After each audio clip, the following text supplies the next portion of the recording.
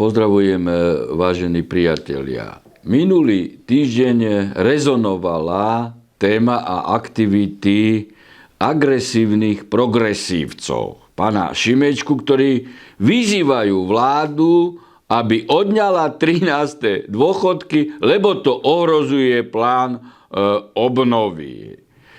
Absolútne nezlučiteľné témy a 13. dôchodok vôbec neohrozuje plán obnovy, lebo to je vnútrorozpočtová záležitosť Slovenska. Treba si pozrieť zakladajúce zmluvy o EÚ, aj vrátane Lisabonskej zmluvy a o fungovaní EÚ. Ale o čo ide progresívcom satanistickým? Treba do šrotu hodiť dôchodcov. Tí, ktorí keby nepracovali, tak by sme nemali žiadnu budúcnosť.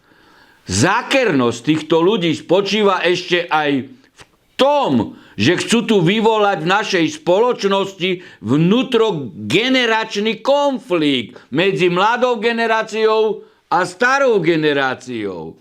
Veď toto je proti morálke, mravnosti. Toto je proti tradíciám Slovenska. Slovensko a Slováci majú inú identitu. Treba si postaviť otázku, čo dôchodcovia už nie sú ľudia? Už nie sú súčasťou našich rodín? Dokedy budú títo satanisti pracovať proti rodine, proti našim rodičom, proti starým rodičom? Čo to už je? Nepotrebné železo? Takto si predstavujú oni budovanie Slovenskej republiky?